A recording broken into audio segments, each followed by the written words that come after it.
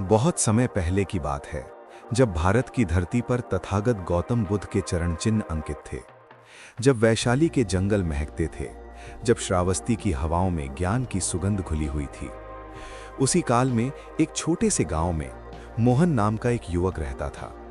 मोहन स्वभाव से निर्मल था, सरल था और सबसे बड़ी बात, वो जरूरत से ज्यादा अच्छा इंसान था। वो हमेशा दूसरों की मदद के लिए आगे रहता। किसी की भी जरूरत हो, मोहन का द्वार सबसे पहले खुलता था। उसके पड़ोसी, उसके मित्र, उसके रिश्तेदार सभी उसकी इस अच्छाई का भरपूर फायदा उठाते थे और मोहन चुपचाप सब सहता रहता था। एक दिन मोहन के दो सबसे घनिष्ठ मित्र देवदत्त और कमल ने उसके साथ विश्वासघात किया। मोहन ने महीनों की कड़ी मेहनत से एक व्यापार खड़ा किया था। उसने अपना सब कुछ लगाया था, रातें जागी थीं, पसीना बहाया था, लेकिन देवदत्त और कमल ने मिलकर उसके उस परिश्रम का श्रेय किसी और को दिला दिया। मोहन के पांव तले धरती खिसक गई। वो रात मोहन के लिए सबसे भारी रात थी। वो अपनी कुटिया में अकेला बैठा था। दीपक की लौ कांप रही थी, आंखों में आंसू थे। मन में एक ही प्रश्न घूम रहा था, मैंने इन पर इतना भरोसा किया था, फिर भी इन्होंने ऐसा क्यों किया।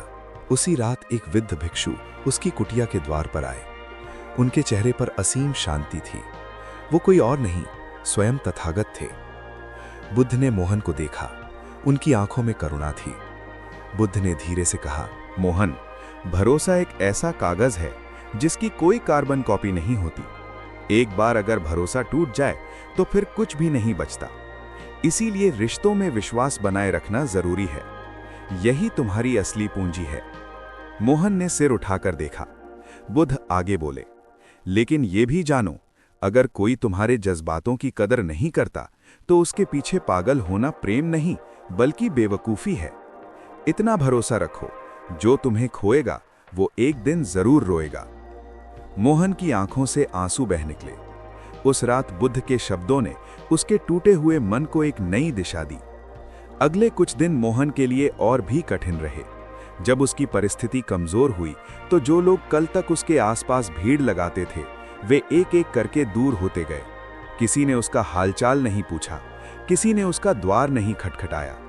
मोहन ने यह सब देखा और उसके मन में एक गहरी पीड़ा जन्मी। तभी एक दोपहर वो जेतवन के उद्यान में बैठा था। भगवान बुद्ध अपने शिष्यों के साथ वहां से गुजर रहे थे। मोहन को देख बुद्ध रुक गए, उसके पास बैठ गए। मोहन ने दुखी स्वर में कहा, भंते, जब मेरे पास सब कुछ था तब सभी मेरे साथ थे। अब जब मुझे उनकी जरूरत है, कोई नहीं है। बुद्ध ने एक क्षण मौन रहकर कहा, मोहन, इंसान की कद्र केवल जरूरत के समय होती है। बिना जरूरत के लोग मोमबत्ती तक नहीं जलाते, फिर इंसान की कद्र करना तो बहुत दूर की बात है। मोहन ने सिर झुका लिया।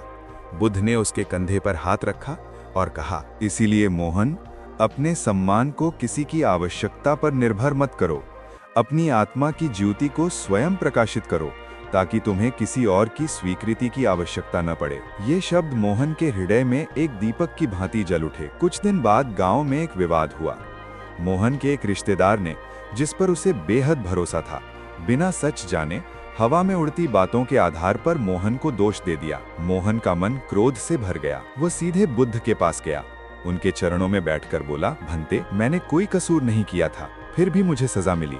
ये कैसा न्याय है? बुद्ध मुस्कुराए। उन्होंने कहा, मोहन, जीवन में अनेक कसूर किए होंगे, परंतु ये भी अनुभव किया होगा कि सजा वहीं मिली जहां तू बेकसूर था। ये संसार तर्क से नहीं बल्कि दृष्टिकोण से चलता है। बुद्ध आगे बोले, और ये भी जानो, कान के कच्चे लोग अक्सर सच्चे रिश्ते खो देते हैं। हवा में सुनी हुई बातों पर कभी यकीन मत करो। मोहन ने लंबी सांस ली। उसने समझा, ये संसार वैसा नहीं है जैसा वो सोचता था। यहाँ लोग अपनी गलतियाँ कभी नहीं देखते, क्योंकि अपनी भूलों को स्वीकार करना सबसे कठिन कार्य होता है। समय बीतता रहा। मोहन ने एक दिन देखा, जो लोग उसके सामने मुस्कुराते थे, उसके जाते ही उसकी बुराइयां शुरू हो जाती थीं। उसकी अच्छाइयों की तारीफ कम होती, लेकिन एक छोटी सी कमी पर आलोचना का बाजार गर्म रहता। वो फिर बुद्ध के पास गया। भंते, मैं हर किसी को खुश रखने की कोशिश करता हूँ, फिर भी सब मुझसे नाराज रहते हैं, क्या करूं?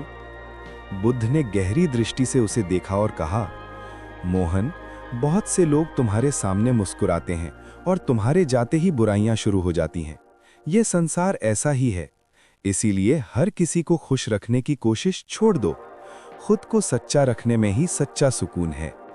और फिर बुद्ध ने एक और गहरी बात कही, खुश रहना एक आदत है जिसे सीखना पड़ता है, और अगर नहीं सीखा तो उदासी धीरे धीरे जीवन का स्वभाव बन जाती है।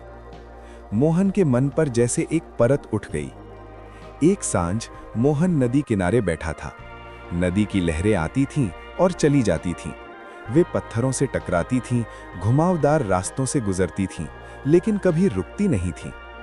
बुद्ध भी वहां आए। वे मोहन के पास शांत भाव से बैठ गए।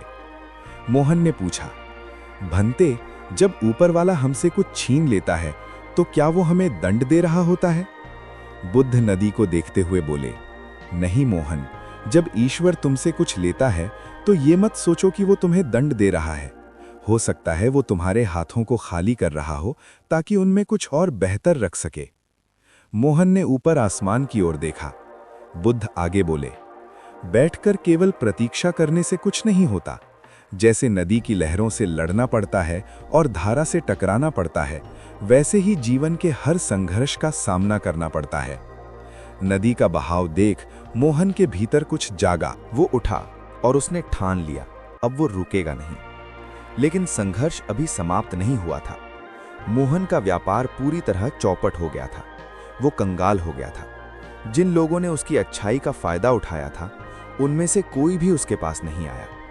वो एक रात बुद्ध के आश्रम में पहुंचा, थका हुआ, टूटा हुआ, हारा हुआ।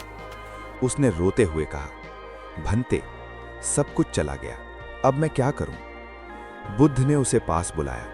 उनकी आंखों में वही करुणा थी, वही शीतलता। उन्होंने कहा, मोहन, जहां सबकी हिम्मत खत्म हो जाती है, वहीं से इतिहास रचने वालों की शुरुआत होती है। मोहन ने आंसू पोंछे। बुद्ध बोले, असली परिवर्तन तब होता है जब तुम हालात को नहीं, अपने स्वभाव को बदलते हो, क्योंकि लोग और जगहें बदलने से कुछ नहीं होता। अगर तुम्हारी सोच वही पुरानी रही तो मंजिलें भी दूर ही रहेंगी। मोहन ने गहरी सांस ली। भंते, तो मुझे क्या करना चाहिए? बुद्ध ने धीरे से कहा, दूसरों से कम उम्मीद करो और खुद पर ज्यादा भरोसा करो।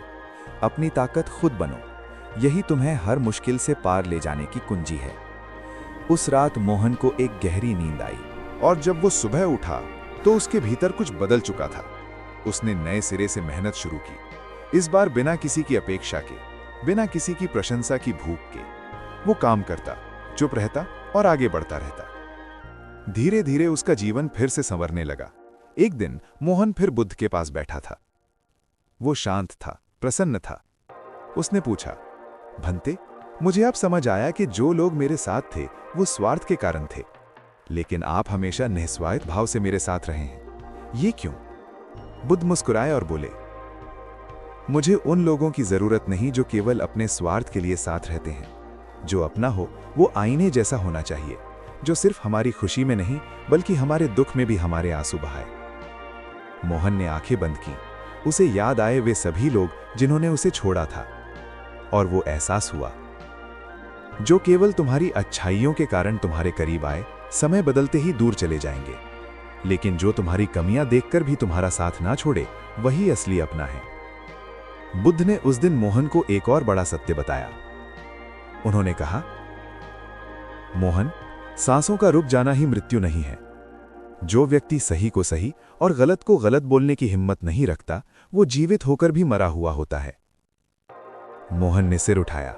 बुद्ध बोले, सच कड़वा होता है, इसीलिए बहुत कम लोगों को इसका स्वाद अच्छा लगता है। दुनिया को खुश करने के लिए झूठ बोलना आसान है, लेकिन सत्य के साथ खड़ा रहना बहुत कठिन। लेकिन जो सत्य के साथ खड़ा रहता है मोहन, वही इतिहास में अमर होता है।